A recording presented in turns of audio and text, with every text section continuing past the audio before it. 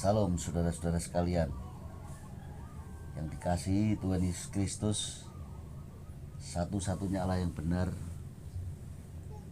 Allah Maha Kuasa, Allah segala masa sebelum segala abad, dan sekarang dan sampai selama-lamanya. Kembali bersama dengan saya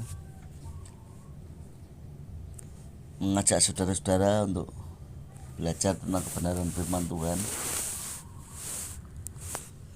dimana kali ini saya mau menjawab pertanyaan seseorang yang tidak asing lagi. Mungkin menurut saya juga menurut saudara-saudara tidak asing lagi. Orang bertanya lewat WhatsApp, tidak kelihatan mukanya, hanya bertuliskan gambar tulisan Immanuel begitu. Dia sebenarnya bukan bertanya, memberikan argumen dari tulisan. Dia itu memberikan statement bahwa Bapak kekal itu siapa, Allah Bapa katanya begitu. Jadi saya mau membalas dengan penjelasan menurut Alkitab, bukan menurut pikiran saya sendiri, karena Alkitab sudah menjelaskan dengan sejelas-jelasnya.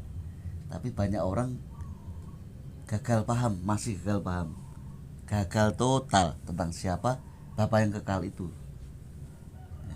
Makanya si Pak Immanuel, saya katakan Pak Immanuel saja ini memberikan penjelasan pakai ayat Alkitab, tapi Alkitab yang tidak menjelaskan tentang hal ini di tahta putih dan sebagainya.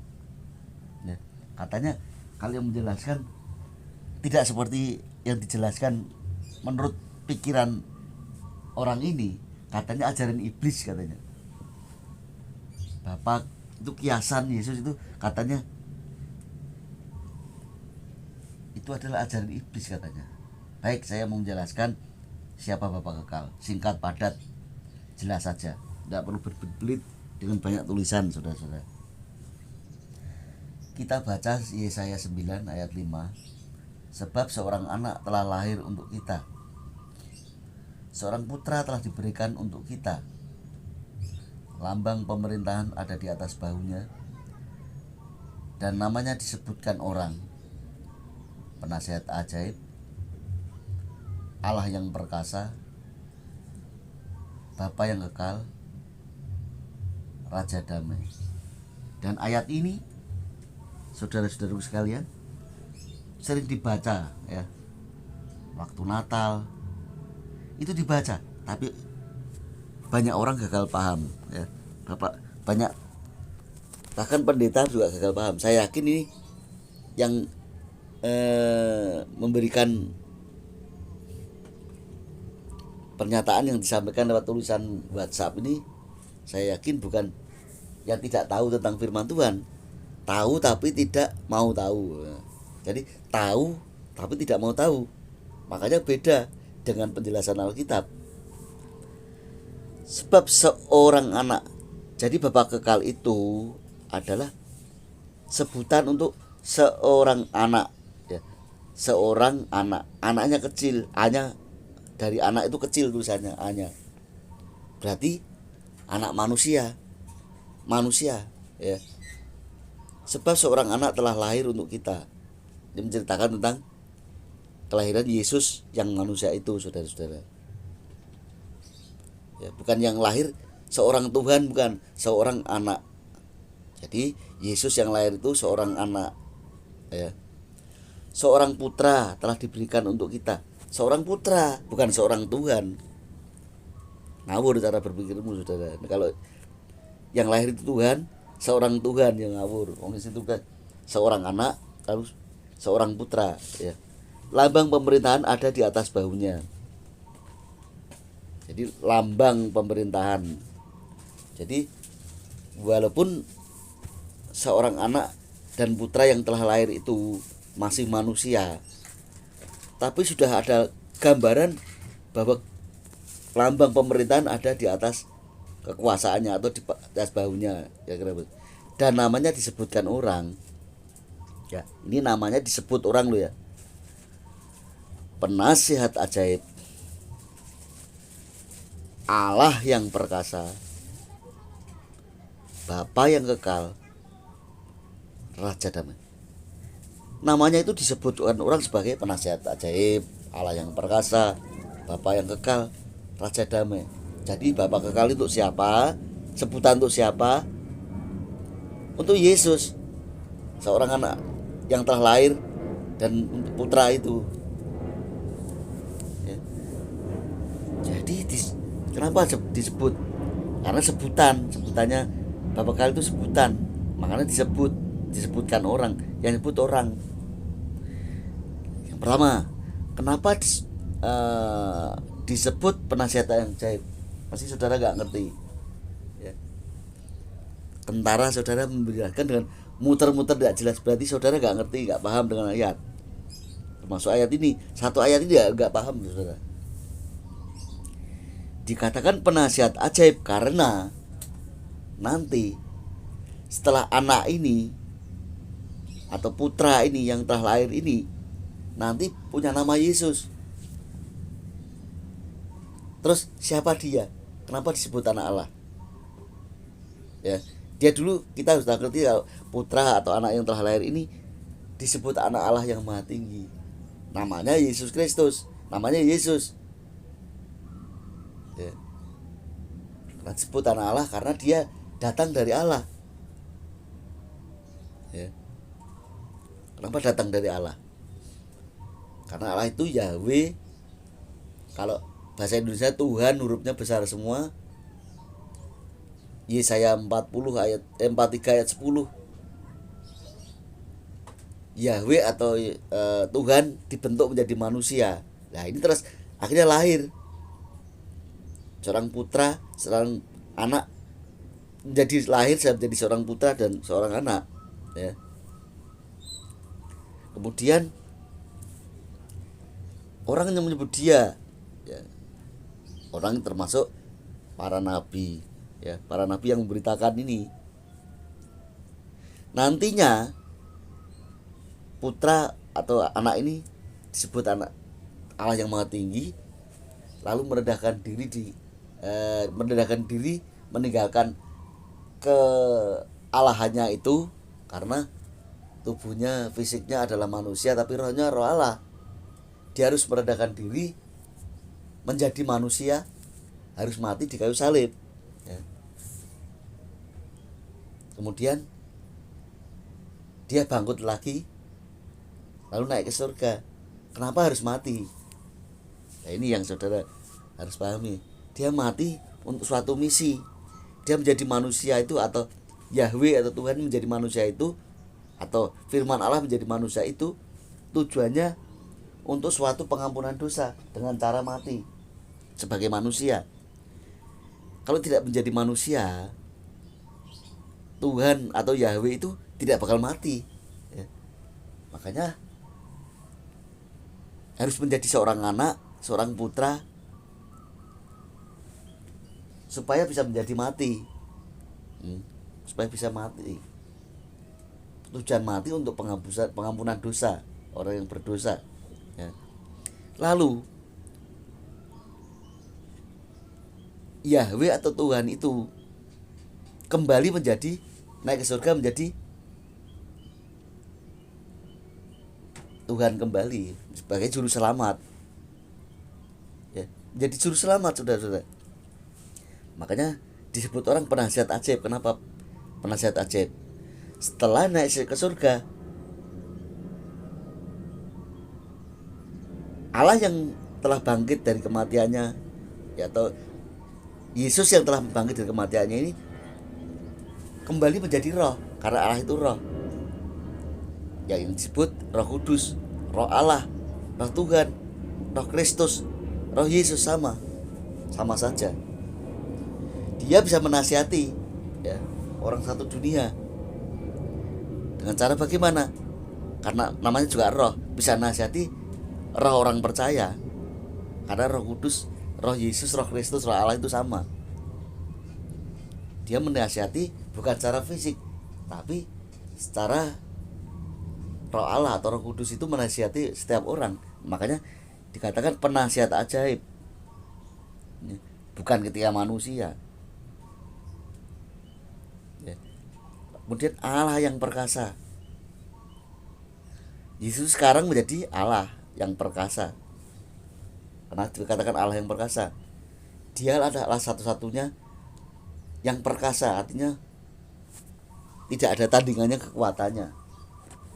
Bahkan malaikat harus tunduk kepada Dia.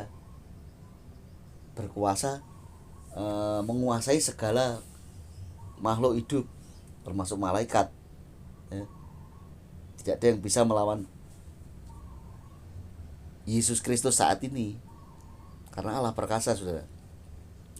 Bapa yang kekal, nah ini yang saudara jelaskan berputar-putar kayak angin puting beliung, kayak gasing ini. Padahal ini adalah jelas sebutan untuk Yesus Kristus. Namanya disebutkan, orang berarti sebutan. Berarti Allahnya siapa? Allahnya Yesus Kristus, bukan Bapa, ngawur, saudara. Bapa kekal ya sebutan. Saudara gak ngerti sih antara sebutan dan nama. Namanya Yesus Kristus. Kalau sebutan nih, Dia penasihat ajaib, karena Dia juga roh.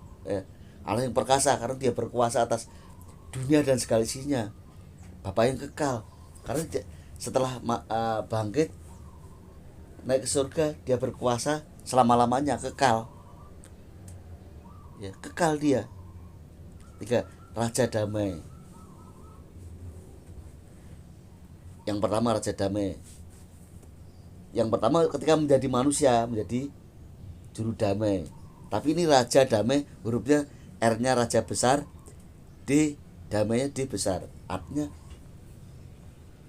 menjadi raja di kerajaan surga. Di sana damai. Di surga kan damai. Ya, Raja damai.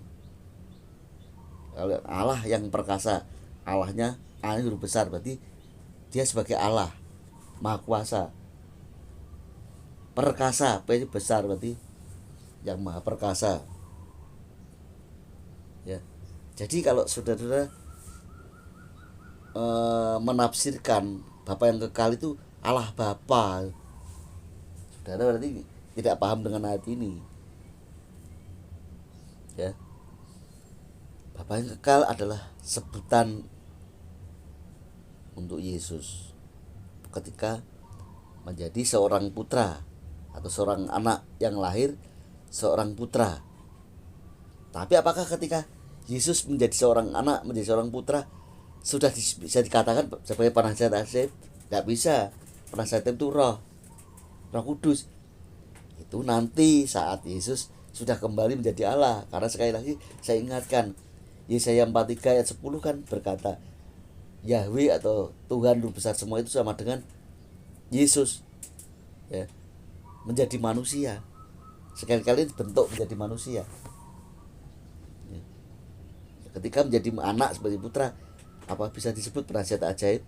Belum bisa, karena yang menjadi penasihat ajaib itu hanya Roh Kudus saja. Nanti ketika Yesus naik ke surga, Dia menjadi Roh yang bisa menasihati siapapun juga, ya, yang percaya kepada Dia di seluruh dunia.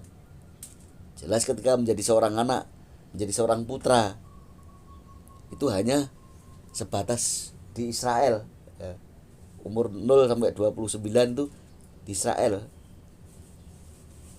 Sampai pelayanan 3,5 tahun itu hanya di Israel dan sekitarnya. Tidak mungkin sampai di Indonesia ini, ya. Allah yang perkasa ketika menjadi anak, menjadi putra. Yesus bukan Allah yang perkasa, ya. Namanya aja putra, anak. Tetapi setelah Dia naik ke surga, menjadi satu-satunya Allah yang berkuasa. Kekuatannya tidak bisa ditandingi siapapun juga, tidak bisa melawan, saudara-saudara. Bapa yang kekal. Ketika Yesus menjadi manusia, bukan Bapa yang kekal, hanya sebutan, tetapi menjadi Bapa yang kekal artinya raja yang kekal selama-lamanya. Itu ketika dia berkuasa sebagai raja di surga, Allah yang di surga, Allah yang berkuasa, raja damai, di mana dia menjadi raja yang damai di kerajaan surga. Di surga itu tidak ada kesulitan, tidak ada peperangan lagi karena namanya surga, rajanya Yesus, makanya disebut raja damai. Jadi kalau selama ini banyak orang, termasuk saudara mungkin pendeta, titelmu STH atau doktor teologi, master teologi dan sebagainya, kalau nggak paham ini ya sia-sia jadi Kristenmu. Berapa puluh tahun saudara jadi Kristen, sekolah teologi berapa puluh tahun saudara ya. Untuk jadi dokter teologi berapa puluh tahun ya. Saudara nggak ngerti, wah percuma, sia-sia saudara ya.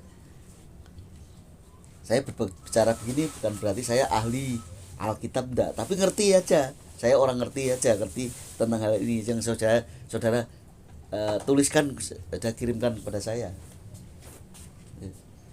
Immanuel aja saudara nggak ngerti kok. Immanuel gitu apa, nggak ngerti saudara, apalagi sampai yang begini-begini ya. Makanya saudara minta hikmat Tuhan, berdoa supaya Tuhan bukan jalan pikiran kita untuk mencari kebenaran sejati. Belajarlah kepada orang yang mengerti tentang kebenaran Alkitab. Jangan bangga dengan teologimu, dengan sekolah teologi, sarjana teologi STH, master teologia, guru teologia, sampai titelnya doktor teologi. Jangan bangga saudara kalau saudara nggak ngerti begini. Mending jadi orang biasa aja ya. Orang biasa aja enggak masalah. Saya itu orang biasa ya, bukan ahli teologi ya.